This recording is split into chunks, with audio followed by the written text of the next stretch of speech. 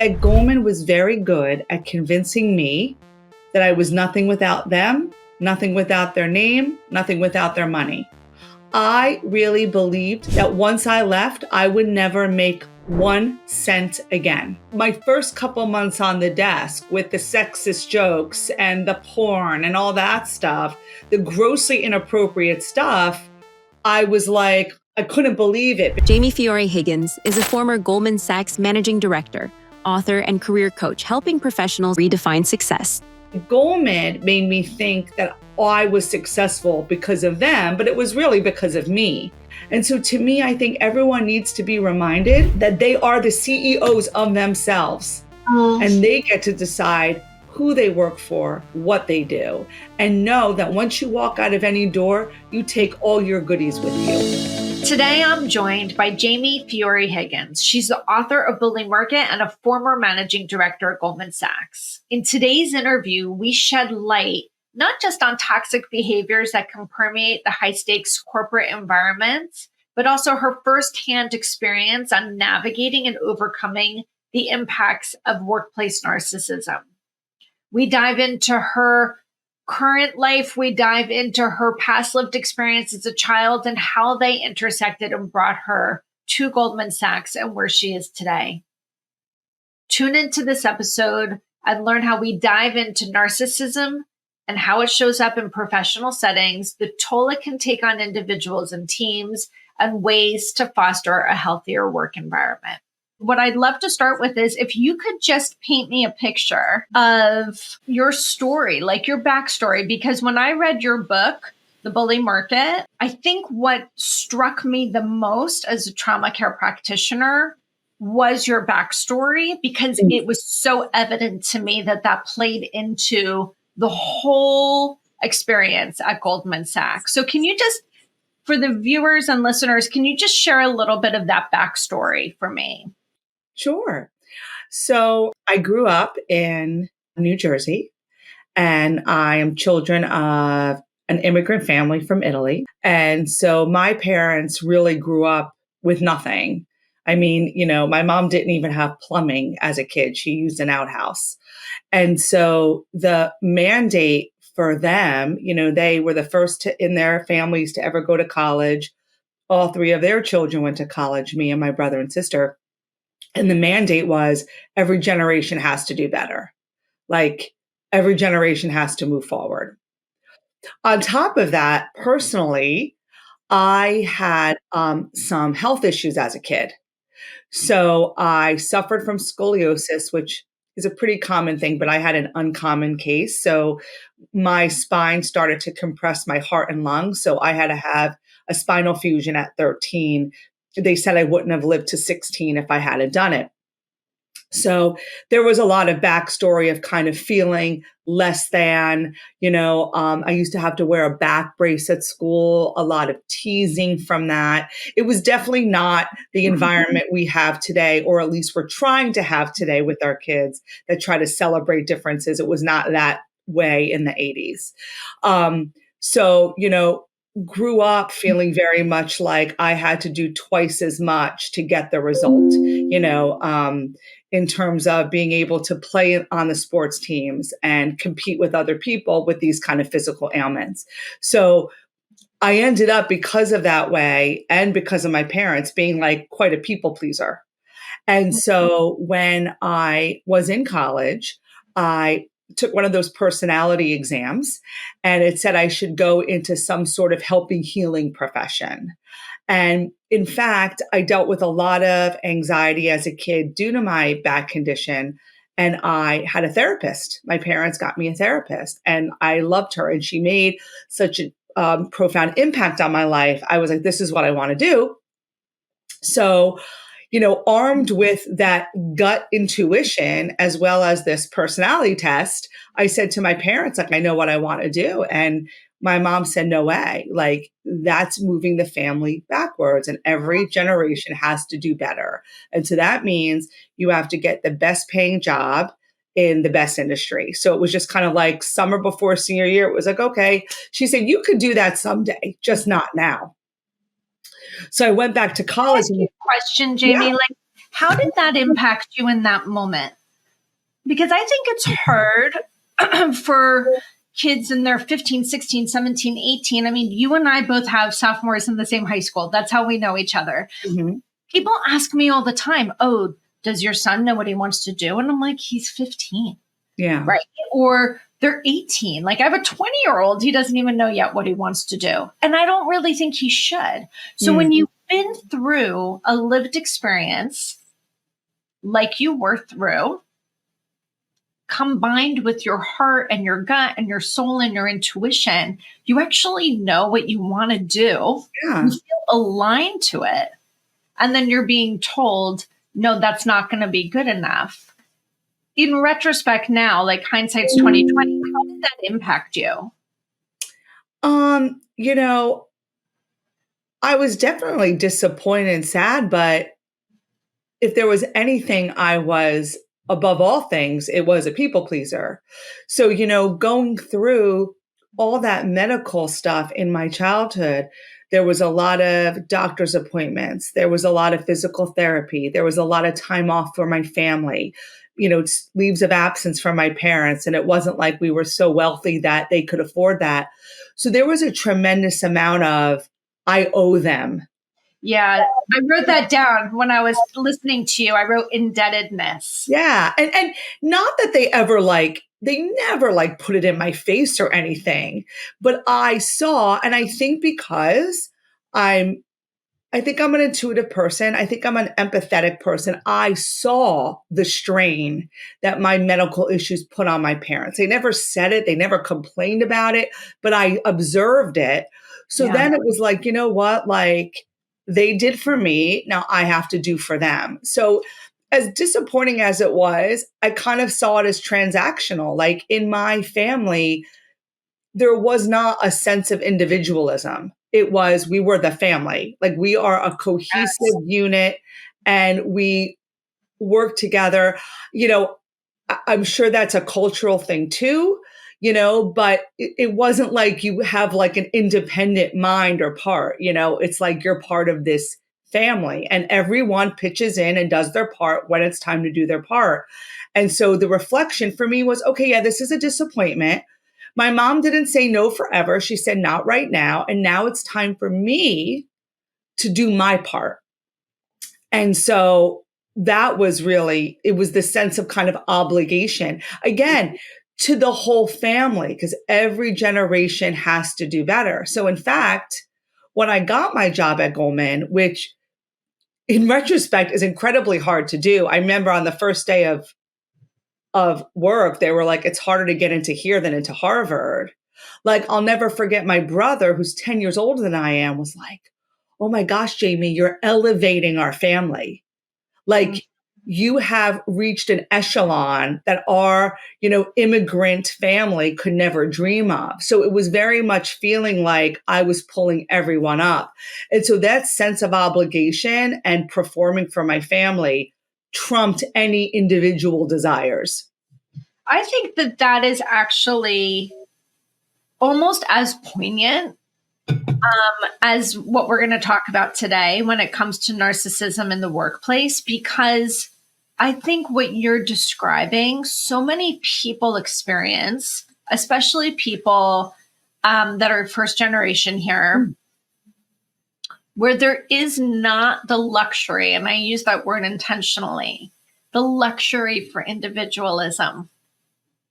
And in a country like the States, like the United States, we're kind of all about individualism. So I always find this really interesting. And when I'm working with my clients, we talk about intersectionality, like when things cross, like I'm American, I'm being raised here, but yet there's this intersect of cultural expectation, cultural norms, family norms that rub up against each other that cause this friction inside someone's nervous system, basically, right? Yeah, and yes, and the intersectionality that people can see and put on you based on all your identities that you're presenting out. So there's kind of that internal intersectionality, but there's also how you're perceived based on your different roles.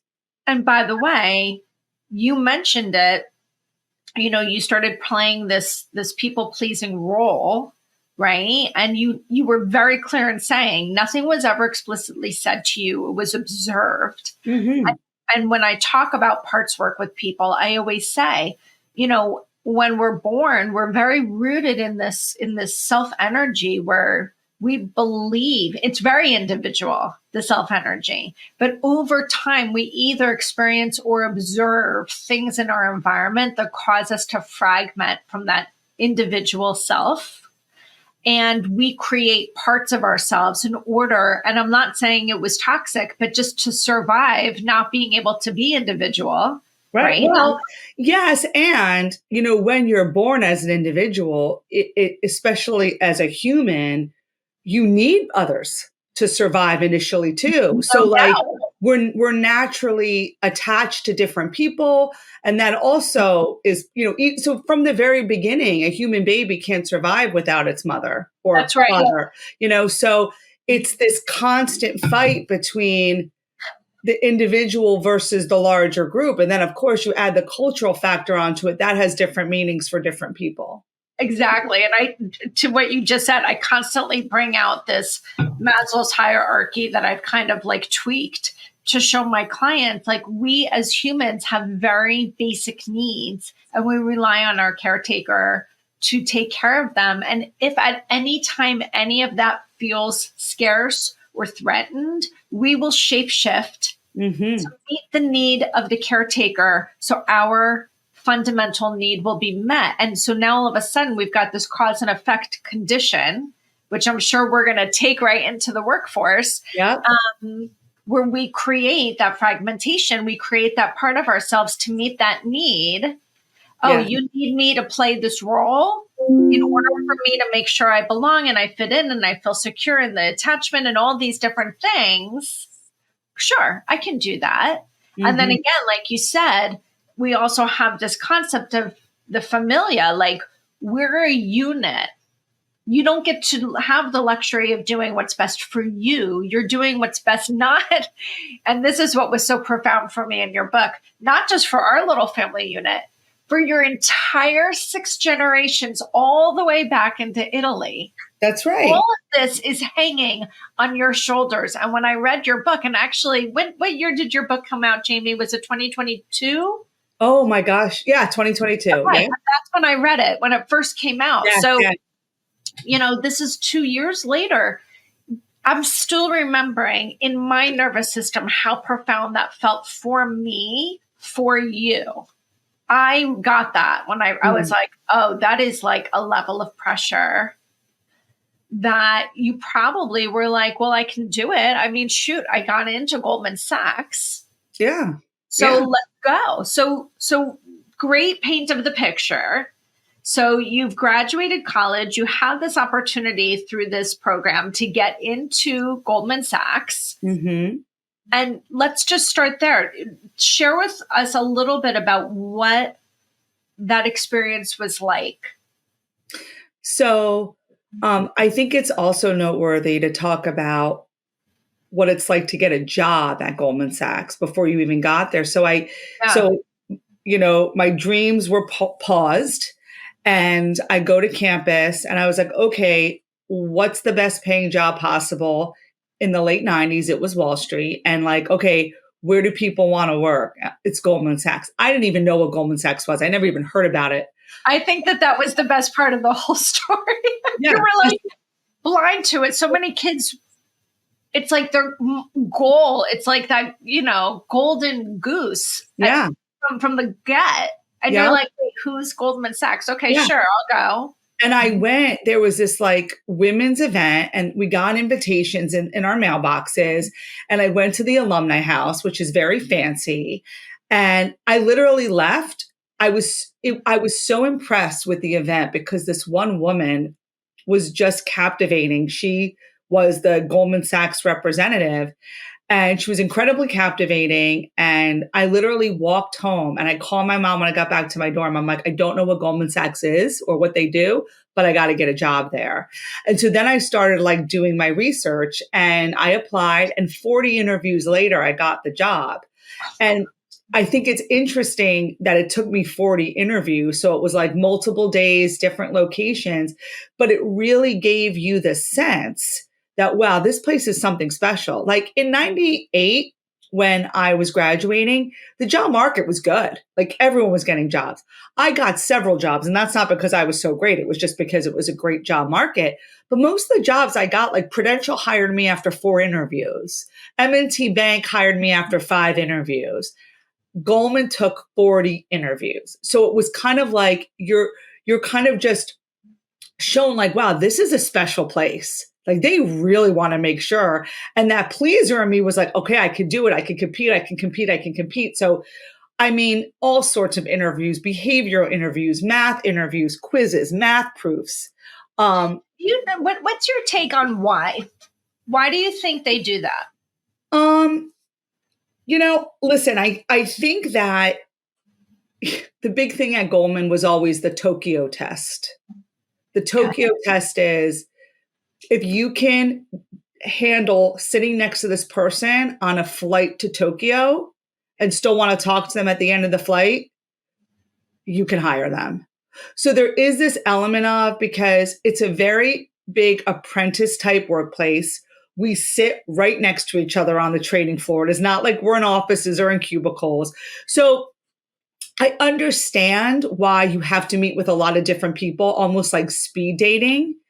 But I do think the massiveness of the whole process is definitely by design. Yeah, that's what I'm feeling. And it's really kind of like a power over. Like you're taught very early on that this is like the mothership and you are being selected.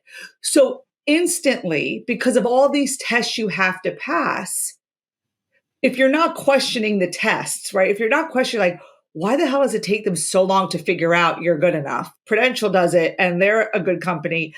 But it gives you this illusion that this place is so special and so hard to get into that you should feel so lucky you get in. Okay, can I hold that for you? Because that's kind of where I was going with it. Yeah. So as someone who does work with a lot of narcissistic abuse, and this is kind of what you were trying to expose and bring awareness to, is narcissism in the workplace, misogyny in the workplace.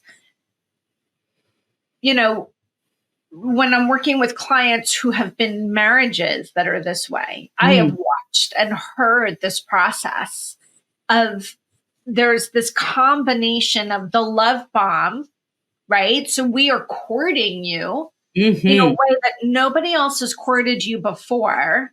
And I'm going to make you feel so extraordinarily unique and special, and that you're the only one that matters. But at the same time, I'm actually covertly making you jump through hoops. So you have this little tiny sense that if I select you, you're the lucky one. That I'm in the power seat as the spouse or the partner or the company. And if I select you, and this is interesting, it's almost like an emotional or spiritual indebtedness. It's like, now I need to prove to you that I was worth the select. Absolutely. So I feel like there's a covert design. 100%. Right? 100%. And so then when you get in, like, I felt like Willy Wonka, or rather Charlie Bucket. I had gotten the golden ticket, right? Like, oh my God. And then on top of that, folding back in the cultural thing, most of the people who I were hired with had dads in the business, moms in the business, dads and moms who were clients. So like, I remember when I first started having lunch with 2 of my other hires, and they had only had 6 interviews because one lived next door to a partner. The other one, the dad was a client. And so then it was like, wow, I really am special. Like I had no connections. I knew nobody. And they kind of plucked me from obscurity. And here I am. Let the listener know, because look, you and I both live within 30 miles of Wall Street, basically, right? So we have a lot of Wall Street around us in our neighborhoods. But for people that don't live in the area and don't really understand how Wall Street works and what the level of Goldman Sachs is on Wall Street. Would you say the fact that you got in with no access is like 0.001%? Yeah, it is incredibly, it's like getting struck by lightning. That's It's right. Because incredibly this rare. is why, so again, to your point, like you didn't even know who Goldman Sachs was. These kids are groomed in Groomed, high school. Like, groomed.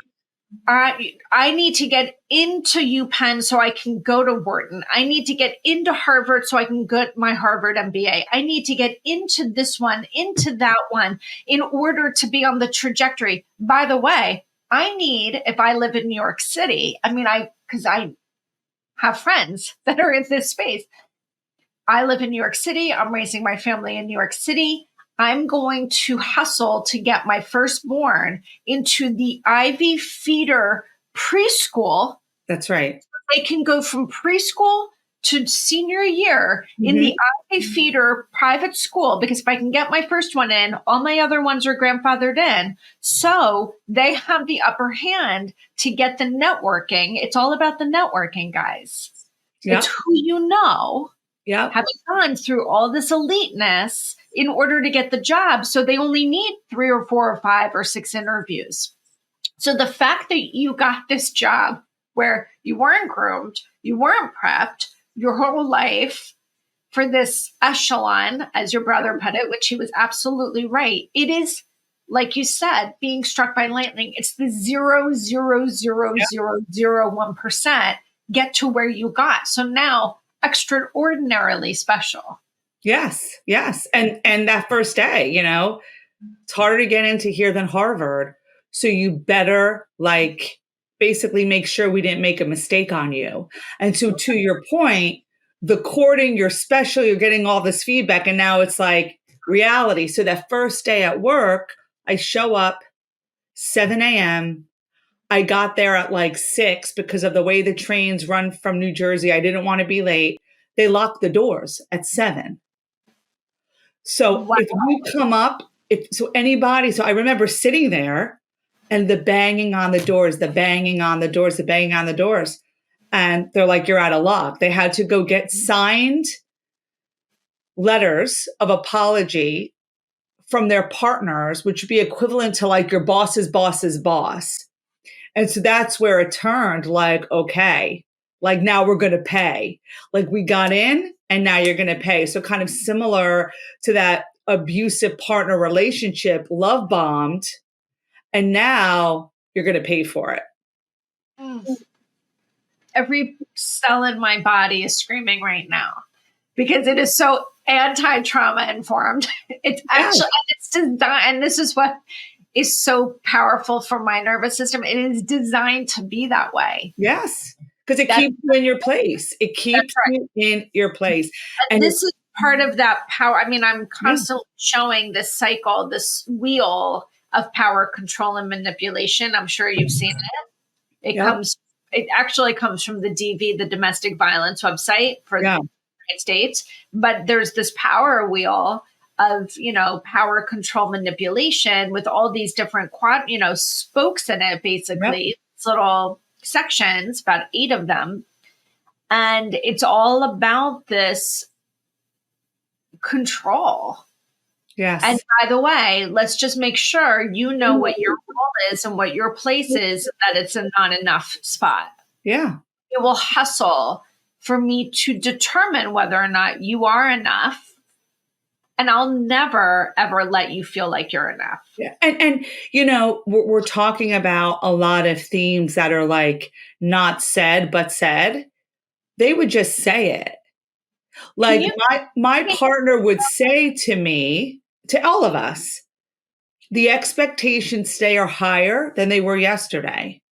So if you don't meet your expectations, there's a line of people outside the door that would do anything to get your seat. So you have to be worthy of the real estate you are taking up in this building.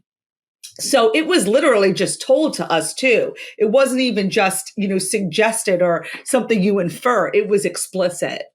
So you were kind of always in that state of panic. All right. So here's a really specific question for you. So we're kind of skirting around it. So I want to get to like the meat of it. So what do you think, if someone's listening to this, okay, what do you think are the most noticeable signs of narcissistic behavior in the workforce or in a corporate environment, and why could they potentially be overlooked? Yeah, I think most things are hiding in plain sight.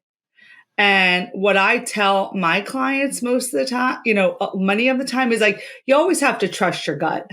Like, I think especially as women, we are not encouraged to trust our gut.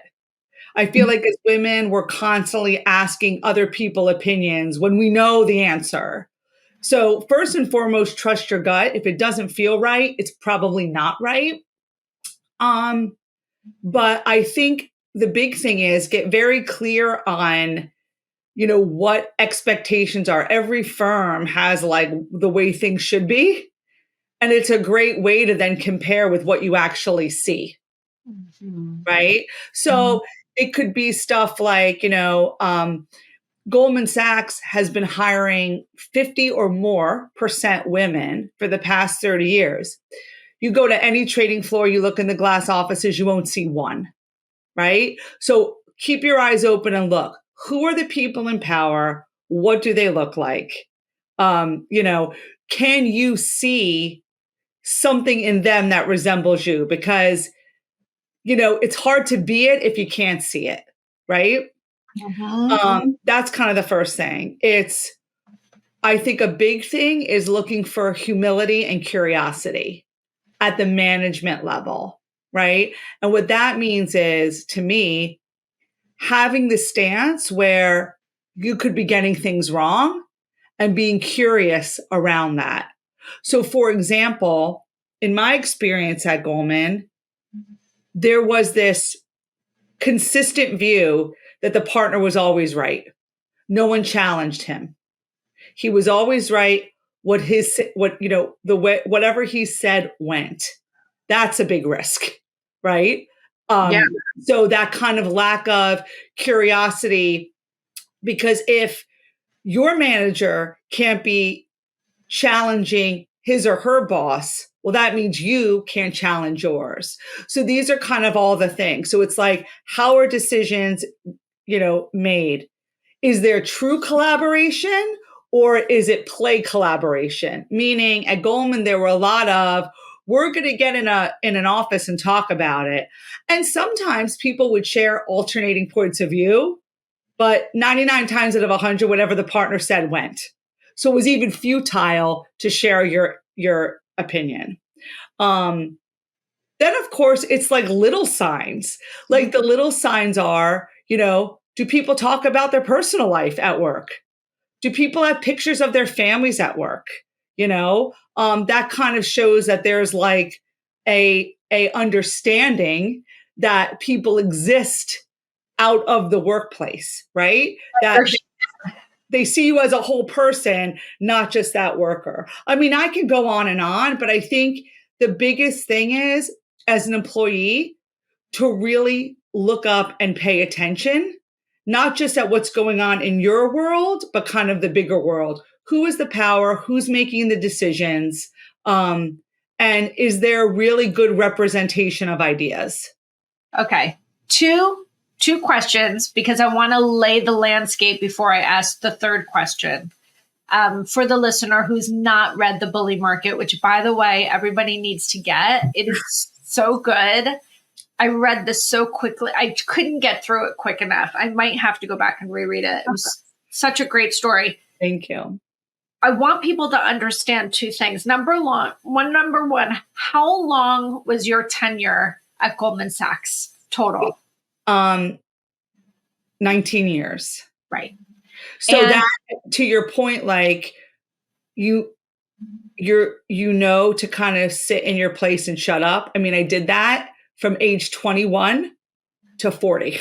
Right. And the second question I have, because again, this gets back to that 0.0001%. What was the highest lever you ever held at that organization? So I was a managing director, which is Yeah, which is like the top 7% of the firm.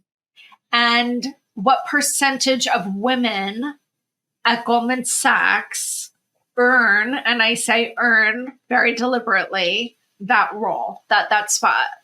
Oh, so even less. So of my managing director class, it was probably 20% women, Okay. 80% men. So 20% of the 7%, right? So Yeah. I lay that foundation so people understand that Jamie was really good at what she did.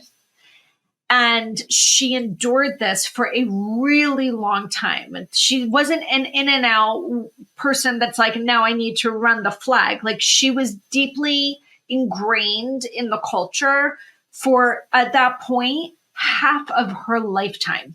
Yes. Okay. So, having laid that groundwork, at what point did you begin to realize that this was a dysfunctional system? I realized it early on, Okay. very early on, because to my earlier point, like my gut was like, this is messed up. So very early on, my first couple months on the desk with the sexist jokes and the porn and all that stuff, the grossly inappropriate stuff, I was like, I couldn't believe it, because I will say Goldman's very good, to our earlier point of making you feel so special. There's a lot of rumors on Wall Street. And then there's movies like The Boiler Room back then and, Wall Street, that I was not completely naive. I knew what Wall Street could be, but Goldman was very much like, we are the creme de la creme. Like, that nonsense might happen at Bear Stearns, no longer a company anymore, but not at Goldman Sachs. So I was surprised. But my first year working at Goldman, I made more than my parents ever had. And they were at that point, how old was I? They were in their mid 50s. And they had never made in their lifetime what you made in 1 year. In 1 year. Like, they were like, what?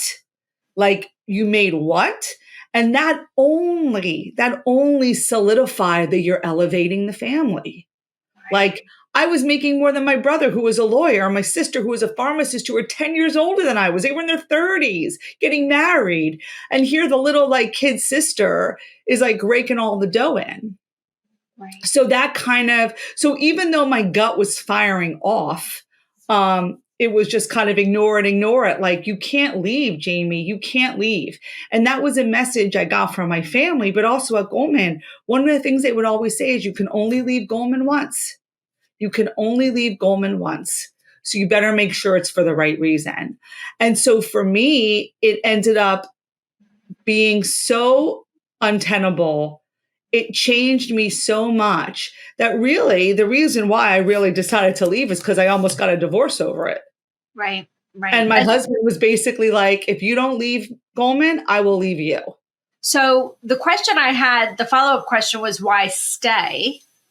Right? As long as you did. And then we'll talk about what the peeling back of the layers look like on the leaving. So what caused you to, and I also want to preface this, as we're talking, I know for sure, if I have any of my existing clients or anyone who's ever listened to my podcasts before, listen to this, those that have been in narcissistic, abusive relationships, marriages, what have you, their jaws are going to be on the floor, because you're describing their personal life. Mm-hmm.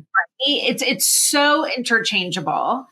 And so many of them feel trapped in these relationships, and they are confused about why they are staying. And I hear that so often. Why can't I just leave? So what caused you to stay in this relationship, this professional relationship, for almost 20 years? So I feel like in some ways I was kind of the perfect candidate for them. Right. Because I came in being a people pleaser, growing up, always feeling less than with my medical issues. Now I was like a Goldman Sachs darling, right? Parents really wanted to be successful financially so I could support the greater family. Check, I did that as well. But what Goldman is very, very good at, and I think this is probably well aligned with a lot of relationships of clients of yours, is that Goldman was very good at convincing me that I was nothing without them, nothing without their name, nothing without their money. I really believed, Stacy, that once I left, I would never make 1 cent again. So And that's literally, they would tell psychological abuse. That's the psychological terror. And they would tell you that, number one, you can only leave Goldman once, where you're going to go if you leave here. And also, I would see it because people would leave, right? People would get other jobs and leave, not very often. High retention rate by design, right? Yeah. But people would leave. And, I always joke that, Goldman divorces are always messy. They're never amicable. So people might leave for what they perceive as a better opportunity. Get the hell out of here. You're going to be, regretting the day you left us. You're a piece of bleep, Yeah. So it was like the people who left were just absolutely abused as they walked out the door. And then it would be like, oh yeah, I heard so-and-so's doing poorly. Yeah, they should have never left Goldman. So it's like, you're almost like, oh my God, like, am I willing to take this risk? Am I going to be like one of them? And so, I really do think sometimes when you're dealing with these relationships, it takes a third lever. It's not going to be you or the narcissistic being, i.e. person, institution. For me, it took a third party that was out of the relationship to really have something important enough for me to step out. And that was my husband. Yes. So the question I have in my head is,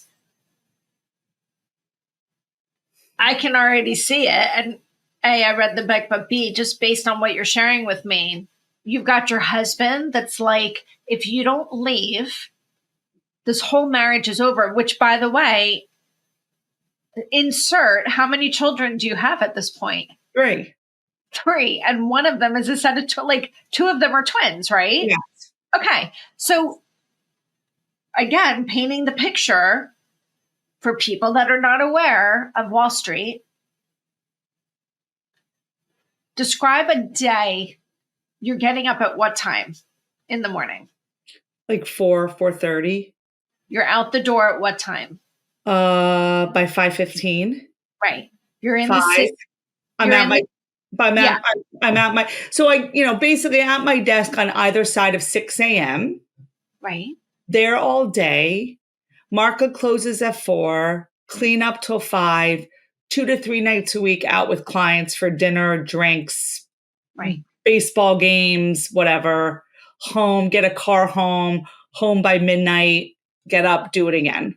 Right. And at this point, when your husband's saying it's neither me or them, how old are your kids at that point?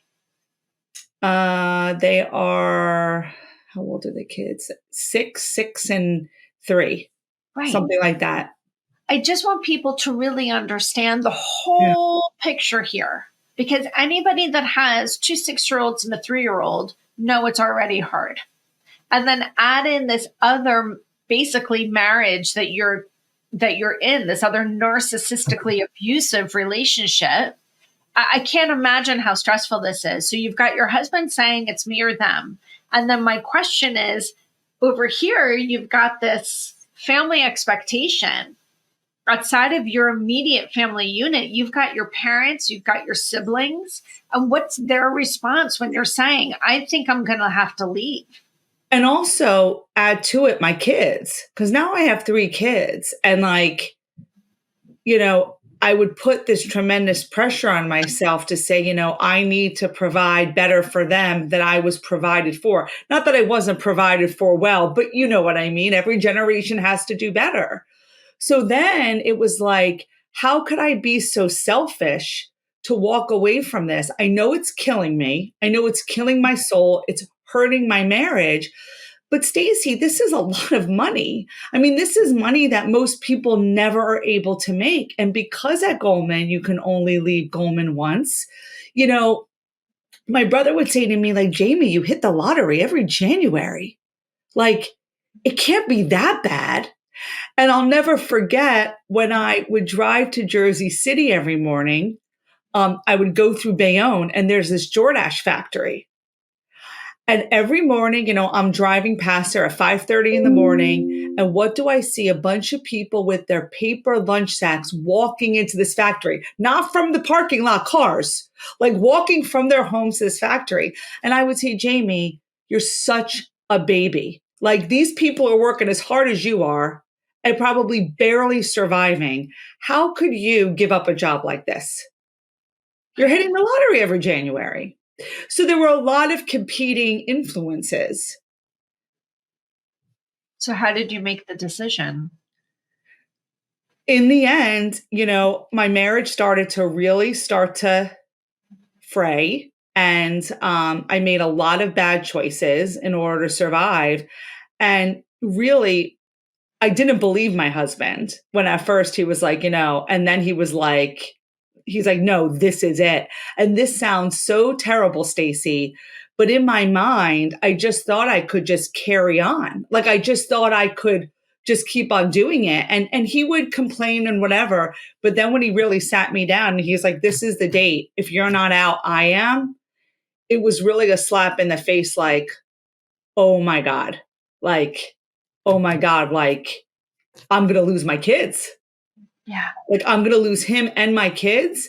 And that was really, I would love to report that I had some epiphany of clarity and I came to it on my own. Like my hand was forced and I'm so grateful it was because I don't know if I would have left. I was so enmeshed in it. And then not only was I enmeshed in it, I became part of the machine. I became one of them because in order to survive, you have to assimilate. That's right. That's right. So everybody take a deep breath because this has just been so intense. Like I can feel my whole nervous system is like on edge for you, right? Because I know what it looks like when someone is saying, I know I've been in this toxic relationship for half my life. There's almost a codependency level of it. You're deeply in it. And now you've been debating leaving maybe for 4 or 5 years, in, out, in, out. Well, I might probably never have it any better than I have it here. I mean, how bad is it really? Like, can I just suck it up? Like all the wins are worse than leaving. Like I see this pendulum. Yeah. I hold space for this pendulum all day, every day. So what did the unraveling of this look like? Because you don't just go in one day and give your notice. No. So I sat with my husband because this is not the kind of thing, like you can't quit Goldman cold turkey, in my opinion. You just can't do it. So I had to kind of like plan for it. So he, we had our kind of big moment of clarity. And I ended up making a plan. So I actually did a bunch of different things. I went and consulted an attorney because so many terrible things had happened. And the attorney said, yeah, we could probably get you some sort of claim, but after my fees, it's going to be X and you could probably make that in a year anyway. And if you sue, they're going to just drag your name through the mud. So I said, okay. And so I made this plan with my husband and it was like an 18-month plan. And so, and so we kind of planned it out, what I was going to make, what we needed, and like the timer started. And then it was just kind of 18 months of clocking it down. And then at 18 months, how many times did you second guess yourself? Constantly. I second guessed myself a whole year after I left. Yeah. Because it's like, and that's kind of another thing when you're enmeshed in it in an ugly relationship with a workplace is they really question who you are. So when I finally did leave, like literally for months, I'd be like, I was so depressed after I left.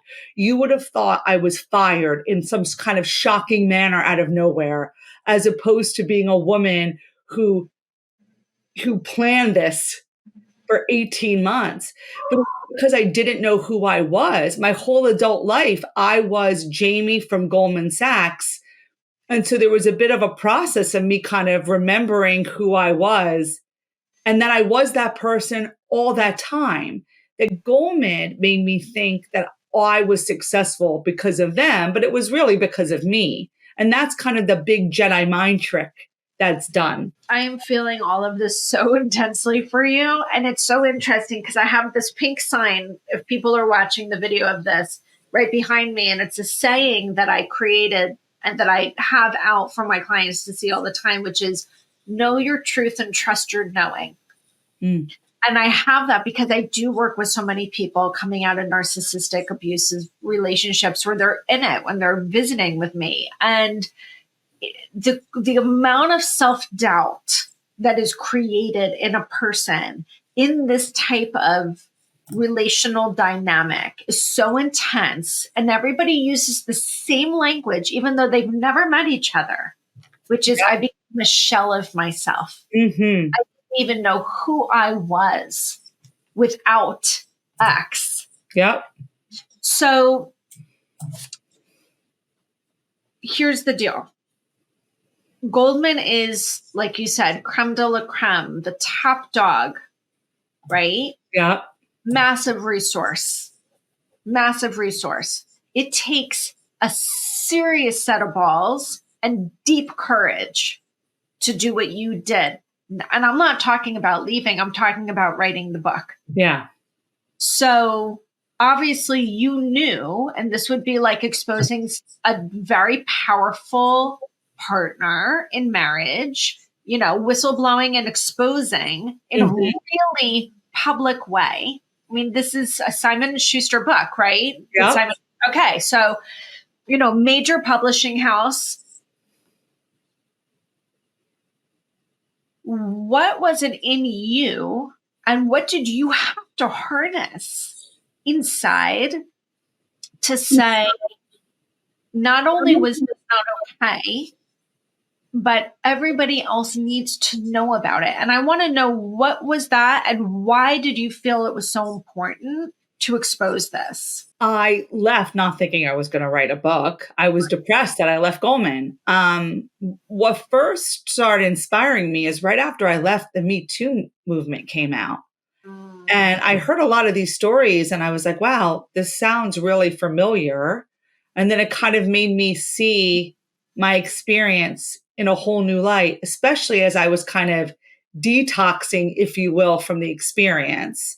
And so I decided to start writing about it only because writing isn't therapy, but it can be therapeutic. And I just wanted to kind of credentialize what happened and make sense of why you take a young woman who wants to like make the world a better place and be a helper healer and drop her into this environment. And she becomes this. I mean, toward the end, I was a pretty vicious Wall Street person. And so I got really curious about that too. And so really I started writing, Stacey. I didn't think it was going to go anywhere other than in a box in my basement. But then as I started to kind of tease out that I was writing it to friends and, you know, people I would meet, and I would realize that our stories are a lot more similar than different. And a lot of people have experienced relationships like this, either with people or institutions. And I realized I was in a really unique position because I was out of Wall Street. I had no intention of going back. I was not let go. When you're let go, you usually get goodies like stock options and stuff, and you sign your life away. I left, and I left my stock options.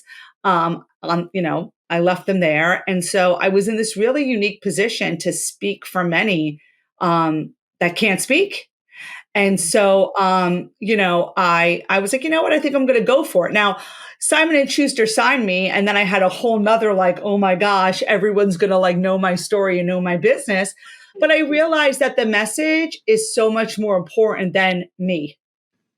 And like I said, I don't think I'm that unique. I think I'm unique because I decided to put it out there. And the reason why I did it was because this is like the worst kept secret. And so many people are dealing with this, especially women and marginalized populations in the workforce. And yet it is so taboo. And my view is we can't even think of making things better if we can't even talk about it. So I really wrote this book as a vehicle to have tough conversations. So, talk about my baggage as a way to process yours because everyone's experiencing this. And so that's what I really appreciated about the opportunity. So if somebody goes out and reads this book or they're listening to this podcast and they're like, oh my God, this is my story, what's your advice to them? I think that the biggest thing to remember is you are in charge and you are who you are. Like I said, Goldman made me so fearful. I was frozen. Fight, flight, or freeze. I froze. And so I think it's very important that if someone feels like similar stuckness, they get someone outside the organization for help. A therapist, a coach, a trusted friend to help them really see the situation clear-eyed. I'm all for mentors in the workplace. The problem with mentors is they're looking through the same glasses that you are. So I think mentors should be outside of your organization. I think inside of the organization, you should have sponsors who open doors for you and give you advice to work in the organization. But get support outside and know that you have options and that you are so more than any one role. And once I realized after I'd been outside of Goldman, when I got the book deal at Simon and Schuster, I said to my husband, Dan, can you believe it? Like I got a book deal at Simon and Schuster. He goes, Jamie, you were a managing director at Goldman Sachs. Of course you could do it. And then I was like, oh my God, it was always me. It was always me. It was just Goldman made me think it was them. And so to me, I think everyone needs to be reminded that they are the CEOs of themselves and they get to decide who they work for, what they do, and know that once you walk out of any door, you take all your goodies with you. Now, for people who maybe resonate with this and have actually already left either that toxic work environment or that toxic relationship, what are some practical steps that they can take to gain the level of confidence and to build that resilience and recover from the relationship the way that you have? I think the first thing is you have to sit with it. So when I left, I was very fortunate and privileged that I had a little sabbatical. I had an infant at the time. She was only like 9 months old. So I was and my childcare wasn't what I used to have. So I kind of needed to be home. And within the first couple months, I wanted to open up a Papa John's. I wanted to just get busy again. I wanted to do this. And a good friend was like, you will do nothing. You will just sit, because being at Goldman and growing up in Goldman, I was very tunneled. It was like, just tell me what to do, I'll do it. There wasn't any thinking, there was just doing. I do what they tell them. I do what I need to do to make associate, to make vice president, to make managing director. And when I gave myself the space to take those blinders down and really look around, I saw all these different possibilities. And the biggest thing for me was giving myself a little patience to kind of let those interests bubble up as opposed to just pushing them down by being busy. So to the extent that you have that space, I encourage people to take it and to really sit in the discomfort. And it's amazing how things just, I mean, this is me. I might sound a little woo woo, but I'm really a believer in the universe. And if you're quiet enough and you're observant enough, things will make themselves known to you. If you're comfortable enough not being so busy that you're silencing it. Yes. Yes, that's so good. So I want to bring this full circle.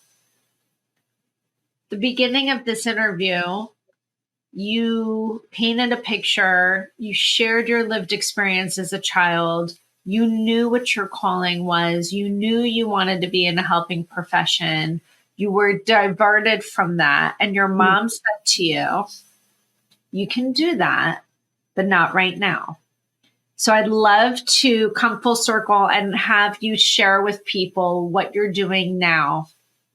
Yeah, so I went back to grad school. I am a geriatric master's student. No, I mean, no, it's great. I'm actually not the oldest one. I'll be getting my master's when I'm 50, and I think I'm going to continue and get my PhD. And yeah, I mean, What the do you one get thing your master's in, James?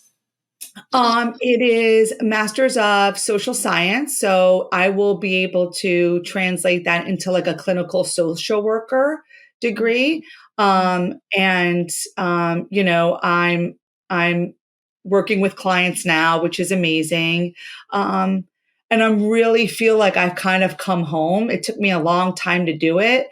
And I will say my mom was right, that I was able to come back. But the one thing that Goldman really tricked me about was about money and time. Goldman always made it seem like money was finite. You couldn't make it anywhere else, and time was infinite. If you didn't like your bonus, just wait another year, another bonus season will come. But in reality, it's the opposite, right? Right. Time is finite and money is infinite. You can make money anywhere. I can go right now and get a job anywhere making money, maybe not Wall Street money, but making money. But time is finite. And, I'm really grateful that like I didn't drop dead the day after the book came out, because that would have really sucked. So, as right as my mom was, kind of going back, it's like, if your gut says to do something, it's like, do it now, because you don't know how much time you have left. And so for me, I feel like I burned 20 years of my life. Now, granted, I made money, which was great, but I just don't want to be frivolous with my time anymore. And so I feel like that's the most important thing, but I wish I had done it earlier. And I know as I'm raising my kids, I'm going to make sure that they follow their gut earlier, knowing the risks and rewards of that, right? Right. What's your biggest takeaway from this whole lived experience, you think? My biggest takeaway is that society, even in 2025, or we're almost 2025, even after Me Too, they don't like women who speak up. Yeah. So that has been a real surprise to me, how I've gotten thousands of messages from one-on-one people, but there is still a bigger reluctance to have these conversations. But are we really surprised, Stacey? It's by design. So to me, if people of marginalized populations who feel,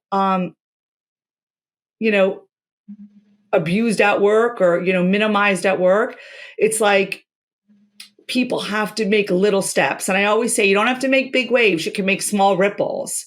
But it's amazing how much pushback there's been on my message, which is fine with me. It just makes me want to keep talking about it. But that's been a surprise for me, that everyone is still so afraid of these big, powerful organizations. But we all know it's by design. It is by design. This has been such an amazing opportunity. I'm going to say, for me to be able to have this conversation with you, because like I said, we know each other personally. I've read your book.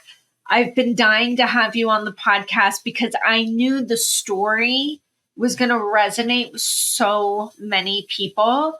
If anybody's listening to this and they're curious, first and foremost, I absolutely highly recommend that you read Bully Market. You can get it wherever you get your books. And you can also learn more about Jamie by going to her website, which is jamiefiorehiggins.com. Yep. And all of that information will obviously be in the show notes. Jamie, I'm so grateful for your time. Oh, thank you. This was so How much fun. valuable it is. So long coming. So I'm glad we finally did it. So guys, again, it's jamiefiorehiggins.com. The book is Bully Market. You have to run out and get it and put on your sneakers, run, go get the book.